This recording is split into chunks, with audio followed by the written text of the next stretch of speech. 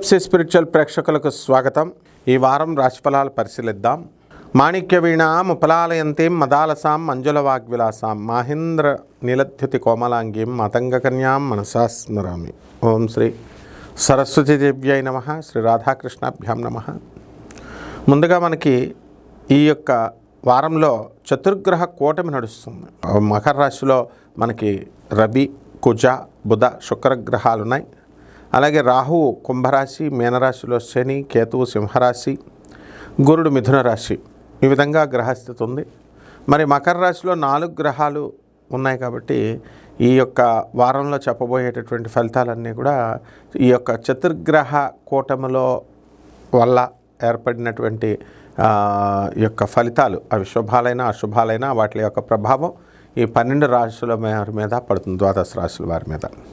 అయితే వీరందరికీ కూడా యక్షిణీ సాధన వలన మనము ఒక్కొక్క రాశి వారి యొక్క ఈవిల్ ఎఫెక్ట్స్ని బాగు చేసుకోవచ్చు. యక్షిణి అంటే ఎవరంటే మనకి దేవతలు, దుర్గమ్మ తల్లి, ఇలాగా పార్వతి, సరస్వతి, లక్ష్మి, వీళ్ళే తెలుసు మనకి. యక్షిణీ దేవతలు కూడా ఒక దేవతలు. వాళ్ళు ఈ అమ్మవారి కంటే తక్కువ ఎనర్జీస్లో ఉన్నటువంటి దేవతలు, కాబట్టి తొందరగా ప్రసన్నమయ్యేటటువంటి వాళ్ళు. ఇప్పుడు మీరు ప్రధానమంత్రి, రాష్ట్రపతిని కలవాలంటే చాలా పెద్ద ప్రోటోకాల్ ఉంటుంది.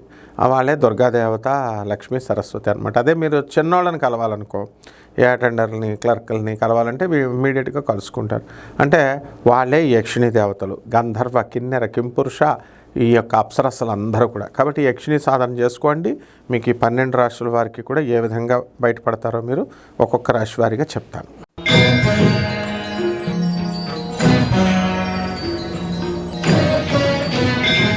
మిథున రాశి. ఈ మిథున రాశి వారికి అందరికీ కూడా జన్మంలో ఉన్నటువంటి గురుగ్రహము వల్ల మీరు చక్కగా నడుము నొప్పులు, ఒబిసిటీ అవడానికి, లావుగా అవడానికి అవకాశాలు ఉన్నాయి. షుగర్ వ్యాధులతో ఎవరైతే బాధపడుతున్నారో అటువంటి వాళ్ళు ఇన్సులిన్ జాగ్రత్తగా చూసుకోవాలా. అలాగే రవి, కుజ, బుధ, శుక్ర గ్రహాలు చతుర్గ్రహ కూటమి వలన ఈ రాశి వారికి అందరికీ కూడా మనకి అష్టమంలో ఉండి అనేకమైనటువంటి సమస్యలు తీసుకొస్తూ ఉంటారు. అదేవిధంగా ప్రభుత్వం నుంచి రావాల్సినటువంటి బకాయిలు ఏవైతే ఉన్నాయో ఆ బకాయిలన్నీ కూడా మీకు రావడానికి అవకాశాలు అధికంగా కనబడుతున్నాయి. అయితే కొంచెం ఇంకా బిల్స్ ఎవరైతే కాంట్రాక్టులు చేశారో గవర్నమెంట్ కాంట్రాక్టులు అటువంటి వాళ్ళకి ఇంకా బిల్స్ అన్నీ కూడా రావన్నమాట. అదేవిధంగా ఈ రాశి వారికి అందరికీ కూడా మనకి చిట్టిపాటల వ్యాపారం చేస్తున్నటువంటి వీళ్ళకి ఈ యొక్క చిట్టిపాటల్లో జాగ్రత్తగా చూసుకుని షూరిటీలు ఇవ్వాలి, లేకపోతే డబ్బులు రాకుండా ఉంటుంది. అలాగే ఆదాయాలు బ్రహ్మాండంగా పెరుగుతాయి. చక్కగా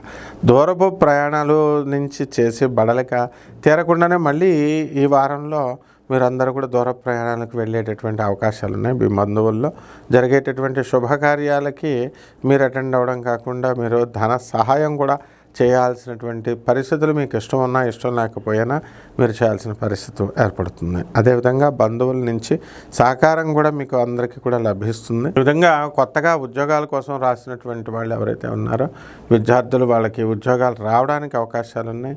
అండ్ ఈ ఫారిన్ వెళ్ళి చదువుకోవాలి అనుకునేటటువంటి విద్యార్థులకి ఫారిన్ అవకాశాలు కూడా లభిస్తాయి. ఆ విధంగా ఈ రాశి వారికి అందరికీ కూడా నూతన వస్త్రాలంకరణలు, అలాగే తల్లిదండ్రులతో మంచిగా బ్రహ్మాండంగా ధూమ్ధామ్గా ఉంటూ మీరు అంతా కూడా ఉండడం, ఇవన్నీ కూడా జరుగుతాయి. అయితే సోదరులతో, అక్క చెల్లెళ్ళతో మీకున్నటువంటి ఇంకా అవరోధాలు, ఈ అపార్థాలు ఇవన్నీ కూడా తిరిగి రావు. అలాగే కొత్త కొత్త ఐఫోన్లు కొనుక్కోవడము, ఐప్యాడ్లు కొనుక్కోవడము, ఇలాంటివన్నీ కూడా జరుగుతాయి. అలాగే మీ మిత్రులందరూ కూడా మీకు గిఫ్ట్లు ఇవ్వడానికి అవకాశాలు అధికంగా కనబడుతున్నాయి. అయితే ఈ రాశి వారికి అందరికీ కూడా మానసికంగా కాస్త ఎదుగుదల అనేటటువంటిది ఉంటుంది. గతంలో ఎంతో విచారంగా, ఎంతో దీనంగా ఉన్నటువంటి మీరంతా కూడా ఇప్పుడు కాస్త స్ట్రాంగ్గా అవడము అనేటటువంటిది జరుగుతుంది. కాబట్టి ఈ రాశి వారికి అందరికీ కూడా మనకి ఈ యొక్క ఫారిన్ వెళ్ళాలి అని అనుకునేటటువంటి విద్యార్థులు మరి ఫారిన్ వెళ్తారు. ఇక పరిహారాల దగ్గరికి వచ్చేసరికి ప్రైవేట్ ఉద్యోగస్తులు కూడా వెళ్తారు.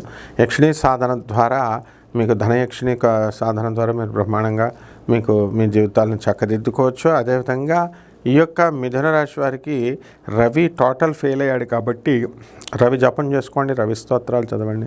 రవికి కిలోంపావు గోధుమల్ని ఆరెంజ్ కలర్ వస్త్రాలనిచ్చి పేద బ్రాహ్మణులకి శనివారం నాడు ఉదయం 8 గంటలకి దానం చేసుకోండి. అలాగే రవికి ఆదివారం నాడు కూడా మీరు ఆరెంజ్ కలర్లు ఇచ్చినటువంటిది 6 గంటలకి దానం చేసుకోవచ్చు. అలాగే శనివారం నాడు శుభ్రంగా రావి చెట్టు చుట్టూ ప్రదక్షిణాలు చేసుకుంటూ జిల్లేడు పువ్వులను తీసుకొచ్చి శివలింగం మీద పెడుతూ మీరు ఓం శనైశ్చరాయ నమః అంటూ చేసుకోవచ్చు. ఈ విధంగా కనుక చేసుకున్నట్లయితే బ్రహ్మాండంగా ఉంటుంది. శుభమస్తు.